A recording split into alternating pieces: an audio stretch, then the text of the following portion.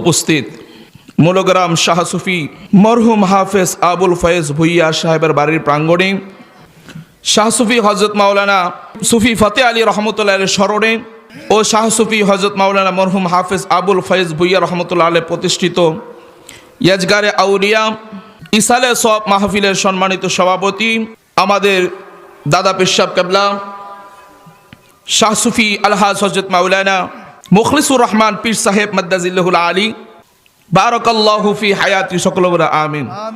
আজকের মাহফিলে যিনি নয়নমণি, শিরতাজ, শিরমুকুট, আমার মহান মুর্শিদ কেবলা, আমার মহান তাজ, বিশিষ্ট ইসলামী চিন্তাবিদ, মুজাহিদে আহলে সুন্নাহ হজরত মাওলানা আউলাদে ওলি শাহ সুফি হজরত মাওলানা মুফতি আব্দুল্লাহ নুমান পীর সাহেব মাদ্দাজিল্লাহুল আলী বারাকাল্লাহু ফি হায়াতি, সকলে বলেন আমিন আমিন।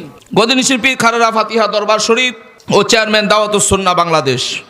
আমার পূর্বে আলোচনা করেছেন আমার পীর ভাই আশিক ওয়ালি, তরুণ তেজস্বী বক্তা আশিক রাসূল হযরত মাওলানা মোহাম্মদ মেহেদী হাসান ফাতিহি সাহেব, দিগর উলামায়ে কেরাম এবং বিশেষ করে অত্র গ্রামের কেন্দ্রীয় জামে মসজিদের সম্মানিত খতিব হজরত মাওলানা কারি আব্দুল বাসির ভুইয়া সাহেব, রয়েছেন হজরত মাওলানা সাইদুল হক সরকার শানু নিয়ামতপুর পশ্চিমপাড়া।